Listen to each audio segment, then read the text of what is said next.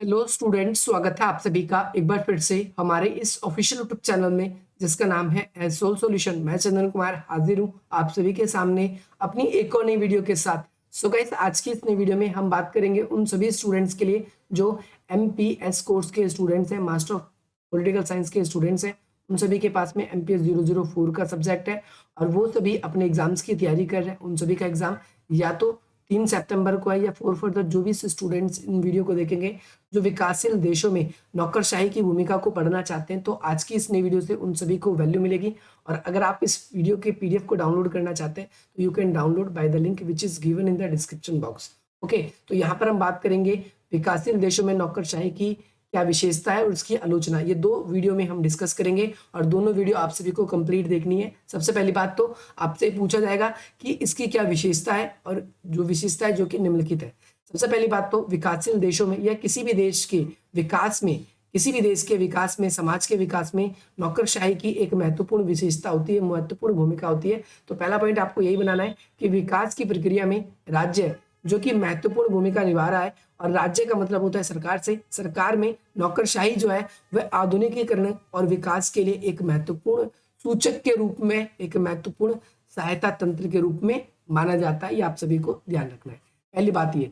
दूसरी बात आप सभी को ध्यान रखना है कि 3 श्रेणियों में देशों को अनुभव हमने बांटा है। जो तीसरी श्रेणी के लोग हैं, 3 श्रेणी मतलब पहली श्रेणी में विकसित देश, दूसरी श्रेणी में विकासशील देश और तीसरी श्रेणी में अल्प विकसित देश। तो ये अनुभव किया है ये कि नौकरशाही इन तीसरी श्रेणी के देशों में यानी अल्प विकसित देशों में, जहां पर बहुत ही कम विकास हुआ है, इन देशों में अच्छी व्यवस्था से कार्य नहीं कर पाई है। विकासशील देशों में भी नहीं कर पाई है और ना ही अल्प विकसित देशों में ज्यादा अच्छे तरीके से कार्य नहीं कर पाई है नौकरशाही। ये इसकी कमी है, ये इसकी आलोचना है। अगला, वेबर की जो नौकरशाही की अवधारणा है उसमें संरचनात्मक और व्यवहारिक विशेषताओं में विकास में अवरोध पैदा किया। जैसे फॉर एग्जांपल हम देखते हैं विकास की कई कार्य होते हैं, जो नौकरशाही में कार्यों का विभाजन होता है कि कुछ कार्य वही कर सकते हैं, परंतु कभी भी वर्क प्लेस में जब वो एब्सेंट होते हैं ऐसे अधिकारी, तो वो जो कार्य होते हैं व्यवहारिक रूप से वो उन संरचनाओं के अंदर दिए गए हैं, इस वजह से वो एब्सेंट होने की वजह से वो कार्य हो ही नहीं पाते। जैसे आपको कोई काम करवाना है और आप किसी ऑफिस में गए और उस ऑफिस का जो अधिकारी है वो अधिकारी नहीं आया, तो कई बार आप देखते हैं कि वो आपका कार्य भी नहीं हो पाता है। तो हम ये देखते हैं कि काफी हद तक सामाजिक रूप से समस्याएं जो होती है, उन समस्याओं को सॉल्व करने में नौकरशाही की तो भूमिका होती है, लेकिन कई बार संरचनात्मक जो कमियां है उसकी वजह से विकास में अवरोध भी उत्पन्न होता है। अगला पॉइंट आप सभी को ये याद रखना है। अगली बात करें तो विकसित राष्ट्रों में और विकासशील राष्ट्रों में जो है नौकरशाही अलग अलग तरीके से कार्य करती है, उनमें विभिन्नता पाई जाती है, जिस कारण से नौकरशाही की जो वैध सीमा, कई बार नौकरशाही अपनी सीमाओं से आकर बाहर काम करती है। कहाँ पर? विकासशील देशों में। उनके अधिकार क्षेत्रों में कई चीजें नहीं आती फिर भी वहां काम करती है। और वहीं करें हम विकसित देशों की बात करें, परंतु विकसित देशों में ऐसा नहीं देखने को मिलता। अगली बात, क्षमताओं के आधार पर नियुक्ति की जाती है। नौकरशाही के अंदर अब देखते हैं कि जो भी नियुक्ति होती है वो क्षमताओं के आधार पर होती है, जिसका सार्वजनिक जो है परीक्षाओं के द्वारा सार्वजनिक रूप से प्रतियोगी परीक्षाएं आयोजित की जाती है। जैसे हम इंडिया में देखते हैं यूपीएससी वगैरह का एग्जाम होता है, या फिर और भी सिविल सेवा के एग्जाम्स होते हैं। उन एग्जाम में लिखित रूप से या फिर आपका इंटरव्यू जब होता है तो उसमें व्यक्तित्व का परीक्षण होता है और उसके बाद ही आप सभी को आपकी नौकरी दी जाती है। तो इसी आधार पर आपकी नियुक्ति की जाती है। परंतु कई बार हम देखते हैं आदिकालीन कारणों से, जैसे कई बार जाति की वजह से, कबीलाओं की वजह से, धार्मिक कारणों की वजह से हम देखते हैं कि पक्षपात होता है, लोगों के साथ में भेदभाव होता है। कम नंबर आने के बाद भी उन लोगों को, यानी रिजर्वेशन की यहाँ पर बात हो रही है, तो रिजर्वेशन जो है नौकरशाही और विकासशील देशों में योग्यताओं की कमी को बढ़ाता है, जो कि देश के लिए हानिकारक हो सकता है। अगली बात, विकासशील देशों में नौकरशाही का राजनीतिकरण एक अन्य विशेषता है। नौकरशाही का राजनीतिकरण होना क्या है? एक अन्य विशेषता है।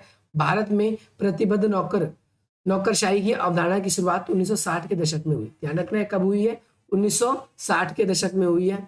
और ध्यान रखना है कि पदों का चयन जो है राज्य सरकार या केंद्र सरकार जो है अपनी भूमिकाओं के आधार पर करती है। कई बार राज्य सरकार अपनी सुविधाओं की वजह से, अगर इनके हिसाब से आला अधिकारी कार्य नहीं करते तो इनका क्या कर देते हैं, तबादला भी कर दिया जाता है। और नौकरशाही की अयोग्यता को ये दर्शाता है कि वो व्यक्ति उस कार्य को करने में सफल नहीं रहे, जिस वजह से अब उनको इस स्थान से छोड़कर किसी नए स्थान पर तबादला कर दिया जाता है। हमें ये भी प्रॉब्लम इसके अंदर देखने को मिलती है। अगली बात, विकसित देशों में या विकासशील देशों में नौकरशाही एक महत्वपूर्ण विशेषता है। और कई बारी हम देखते हैं कि ये नौकरशाही जो है विकासशील देशों में क्या करती है, बहुत ज़्यादा भ्रष्टाचार करती है। और ये इतना ज़्यादा खतरनाक हो गया है कि भाई स्थायी कार्यकुशलता जो है वो सरकार की बिल्कुल खत्म हो गई है। कार्यकुशलता जो है सरकार की बिल्कुल क्या हो गई है, खत्म हो गई है। प्रभावशाली वर्ग बस शासन में आ जाते हैं, अपना प्रभुत्व स्थापित कर लेते हैं और अपना प्रभुत्व स्थापित करने की वजह से वो बड़े-बड़े भ्रष्टाचार करते हैं। इन भ्रष्टाचार करने की वजह से हमारा देश जो है वो आंतरिक रूप से, राजनीतिक रूप से, बाहरी रूप से, आर्थिक रूप से खोखला होता जा रहा है।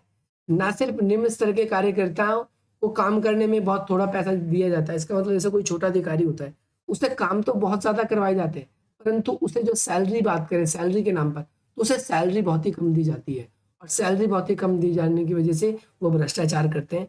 कई बार हम देखते हैं कि बड़े-बड़े जो पद जो होते हैं बड़े-बड़े, उन पदों पर हितों के लिए जो बड़े-बड़े अधिकारी जो हैं वो घूस दी जाती है और घूस देने का मतलब ये है कि निजीकरण की व्यवस्थाओं पर हमें देखने को ये समस्या प्रॉब्लम देखने को मिल जाती है। सो गाइस ये था आप सभी के लिए विकासशील देशों के लिए पार्ट 1 वीडियो और पार्ट 2 वीडियो आप सभी के लिए जल्दी आएगा। और यहाँ पर अगर आप लोग हमसे जुड़ना चाहते हैं तो आप जुड़ सकते हैं।